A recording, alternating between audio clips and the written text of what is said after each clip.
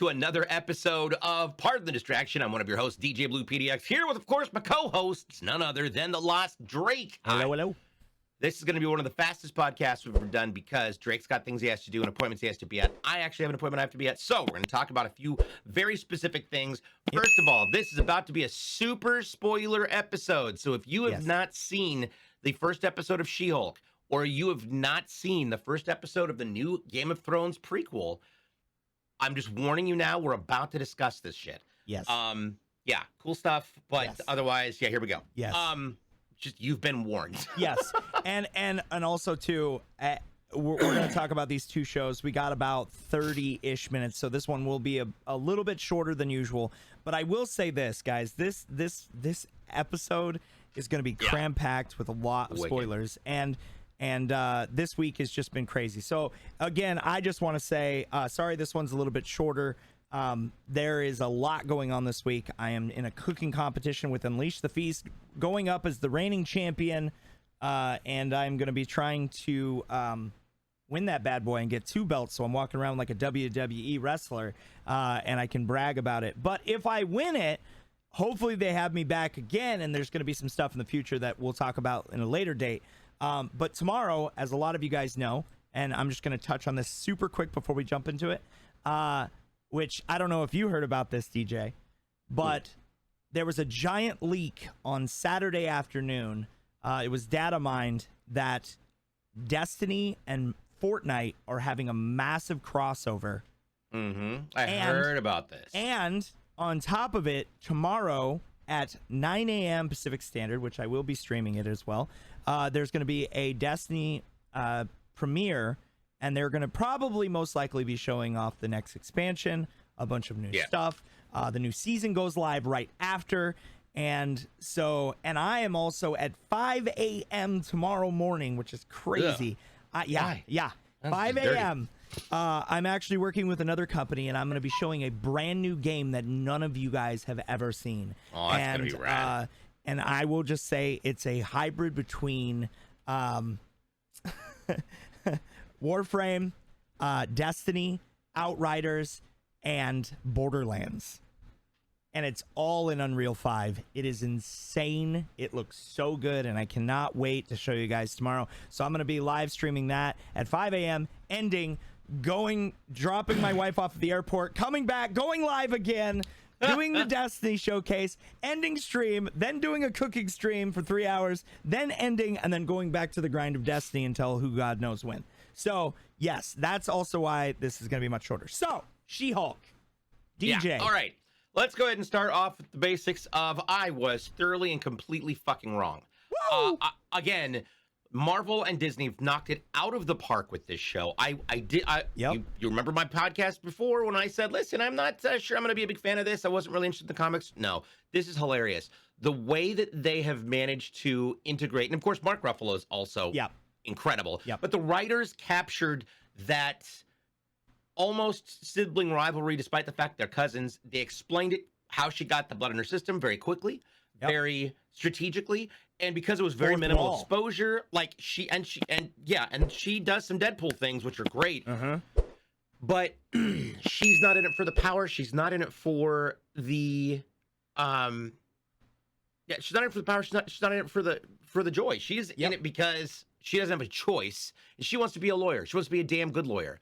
And I liked it. I liked everything about it. It was humorous. It was thoughtful. It was entertaining. It also hit some big points right now, especially with the world we're in, especially with women's rights and everything else. Basically that, it's sexist as shit in the workplace. That she gets treated like shit. That she's angry every single day. That whole segment that they talked about it. And eye-opening. Yeah, that's one thing you got to give prop to Disney. They definitely are using current events to portray into their characters, which is fantastic. And a lot of people are like, keep that politics and that women shit and that racist stuff out of keep the politics out of the fucking shows. Dude, everything is politics. That's not politics. That's just called common sense and decency. Yeah, and be a good human being, But yeah, I mean, even that, it even wrapped up some long awaited questions that people have been wanting to know for quite some time. Is Cap a virgin or not? Which was literally the whole fucking show almost. Yeah. They were kept talking about it. But also, we also found out that the Chitauri, which is where Hulk and Thor were at when they fought in the arena in Ragnarok, are there looking for Hulk for some fucking reason. So that kind of like was like, okay, well, what was the follow-up of that? Was that Grandmaster? Like, what the fuck is going on? Are they bringing back Jeff Goldblum again as the Grandmaster, which would be awesome. But also too, the big one is that Tony Stark was with Bruce building a secret off the site facility in Mexico, and was helping Bruce become Smart Hulk, which a lot of people are fucking upset about Smart Hulk. They're like, we want Raging Hulk. We want mean, fucking brain dead, I'm gonna smash fucking Hulk. Now get it. Look, we had that Hulk. It's called Evolution. These characters evolve. We had 2 of those Hulks and they both failed.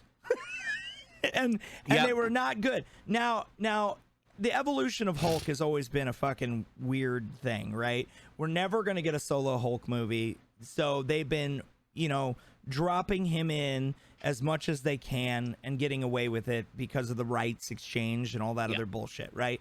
So it's just like Spider-Man, same fucking thing. Like they're dropping where they can and working through the contracts until those things expire, and they'll buy back Hulk eventually and it'll be fucking good, and then we'll might get an actual good Mark Ruffalo, or maybe even a Mark Ruffalo She-Hulk, movie. Nobody knows, but the actress that plays She-Hulk, absolutely amazing, and I think we're gonna be in for an amazing ride in this, because we already know that Daredevil's coming into it, because obviously he's an attorney as well. So Daredevil has already been teased in a couple of the teaser trailers. Will Jessica Jones show up, and will it be I hope that she gets included in that group. Yeah, because then you got all the attorneys together, and that's like the ground level fighters, because they're more for the people than they are being superheroes, and they're like the vigilante types.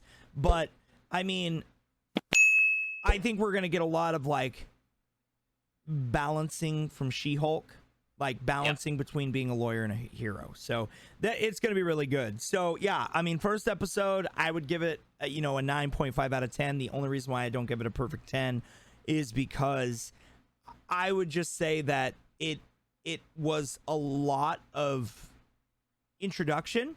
Yeah, they had to lay out. They had to establish. They had to establish because a lot of people don't know She-Hulk. They're like, "What the fuck? Who's She-Hulk?" But, right? Yeah. But I mean, it was a lot of people like you, TJ. We're like, I don't know. Yep. But then you watched it, and it totally. And I told you, I'm locked. I told you.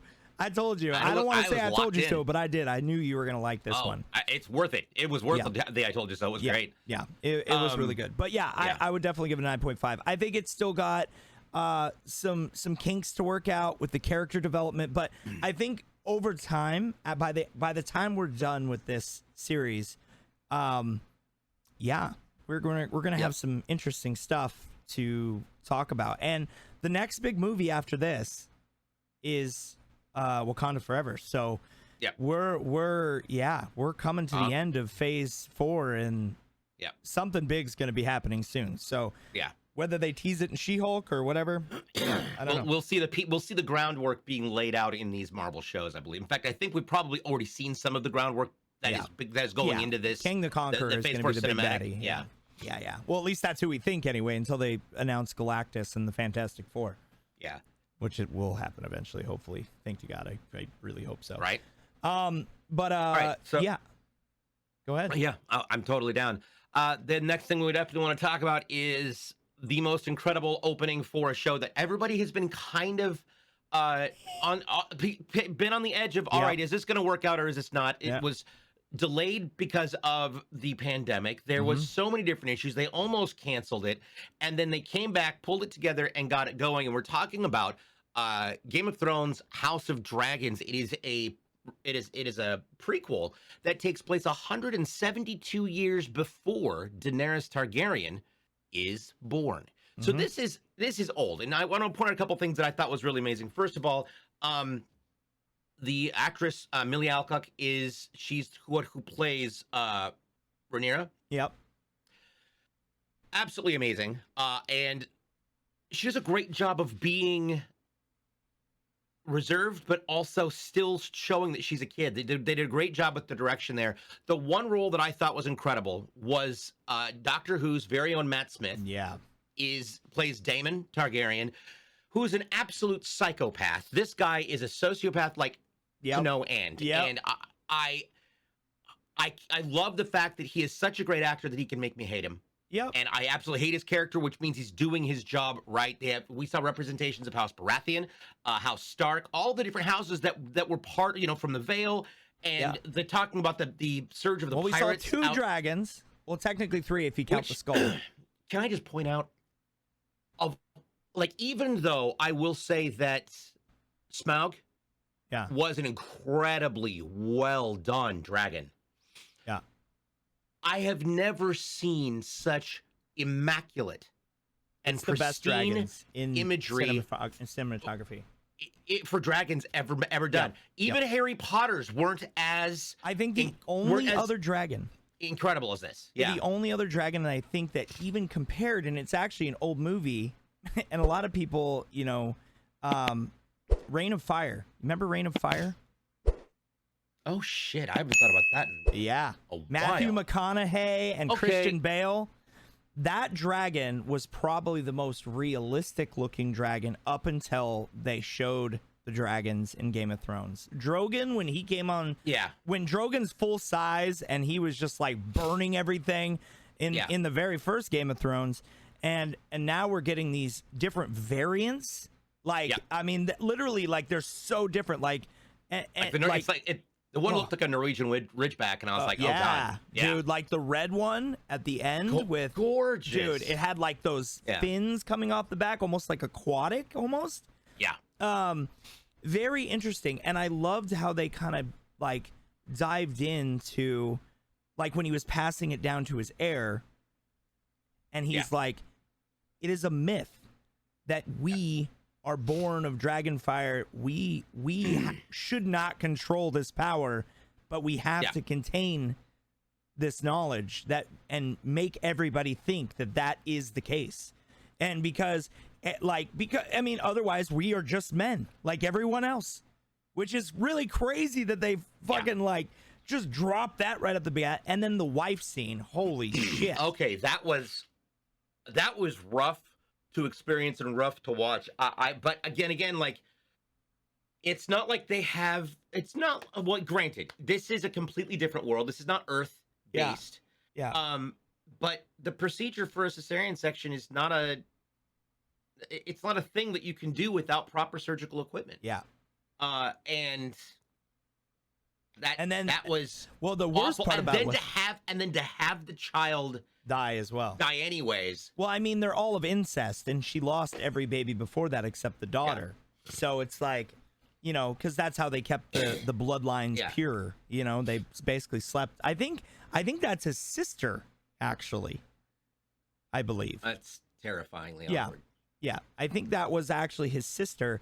And then or it might either his sister or cousin. I don't know. It's one of the two. I think it's cousins. Yeah. But I know that the older lady that got denied being a queen when they were going up in the very beginning too, she's gonna be doing some shit too. But they all have dragons except the king, which is very interesting because his dragon died. But his was known as the biggest dragon ever. And it passed away with the fall of Valeria. So and here's the crazy thing, right? So we got this prequel of Game of Thrones. We know that the Jon Snow post Game of Thrones is coming, and all these people are coming back for it, which is fucking crazy.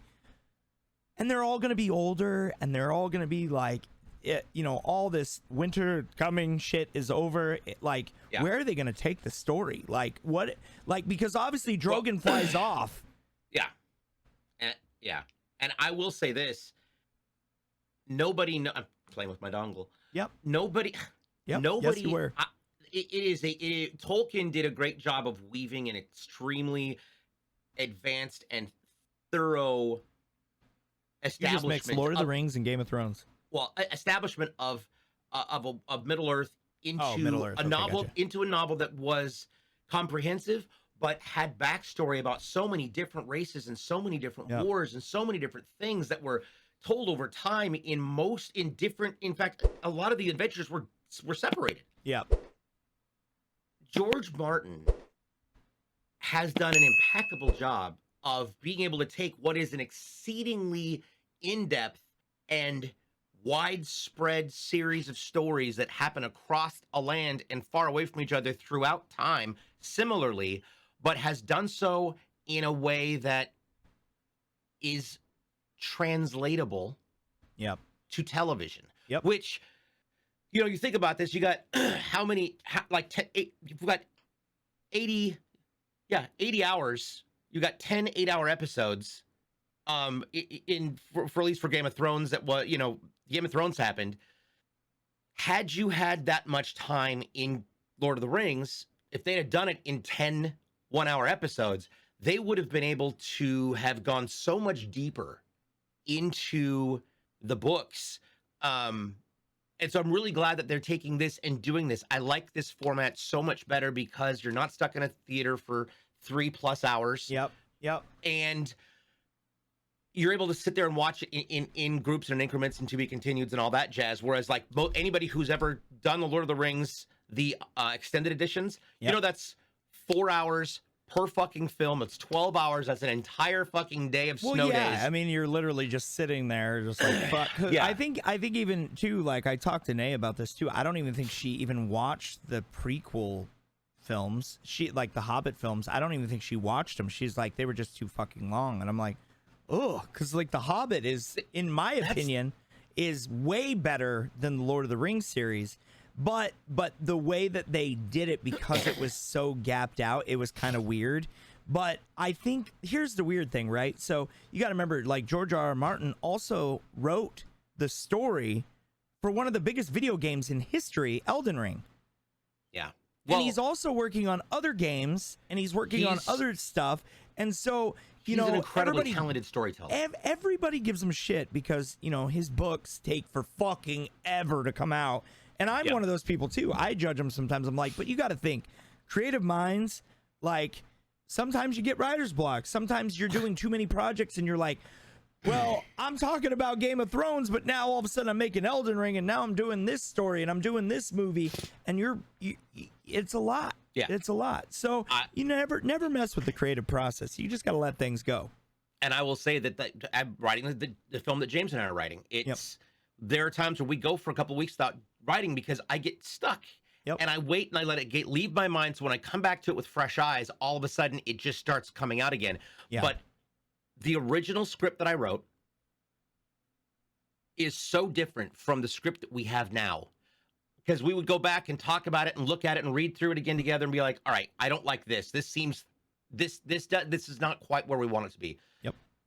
And then we go back and we hold it, one script on one side and the new script on the other side, and he'll sit there and watch, and I come up with I write all the dialogue and write the script, and where he shapes and frames the story of this is where we're going, take us from here to here, and I'm like, all right, and we keep changing things and keep changing things, but we keep making them because we're both our own worst critic, and I can't it is clear that George Martin is exceedingly critical of his own works because he is probably going back over it and reading it and rereading it and then analyzing it and taking notes on these little things here and there, saying, all right, this isn't quite in character, and goes back and rewrites a scene. And I'm sure that that's what he's been doing over and over and over and over again, but that's also why his books are such a work of perfection. 100% agree. I know that you've got to get going. Yeah. Well, I was just about to say too, like we've got a lot stuff coming up, like Lord of the Rings too, like the prequel. I hope it's just as good as Game of Thrones because we're going into new territory. Like Lord of the Rings, this is the first time that this part of the not even Middle Earth. This is it's expansive from the very first big bad boy war. And it's going to be very interesting to see what they do. So, yeah, I mean, we've got a lot of stuff coming up. And as you know, not only in movies and television and video games, this week we've got Saint Row coming out. We've got all the new stuff for Destiny. We'll definitely be talking about it next week because I'm doing the day one raid on Friday. We're going to, this week is going to be crazy. And then next Monday, we have our last podcast before PAX. We'll do a recap. Go over the month. We'll talk about everything. And then we're going to try to take as much live footage and make some really cool clips. We'll post stuff up on YouTube from afar, let you guys see as much as we can. And we are going to do as much coverage. And I promise you this, guys. We both kind of dropped the ball on this, but we were planning on doing a panel at PAX West. We weren't able to because we missed the cutoff, but and then TwitchCon, we missed the fucking cutoff, so we missed both of them. But we still have PAX East around the corner. We don't know what's happening. We still got a lot left of the year. So guys, do us a favor. Make sure you guys like, subscribe. Follow the channel. Yes.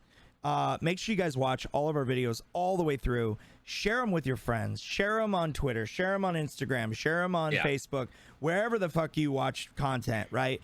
Let other people see us because we talk about real things. We talk about the gaming industry. We talk about real life. We talk about politics.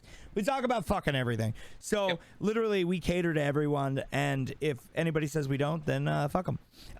So yeah, so we're going to be at PAX after next week's episode. We're going to get these episodes up. They'll be live for you guys to view. And from me and DJ, I mean, obviously, like, we love you guys. And make sure you guys follow us, DJBluePDX.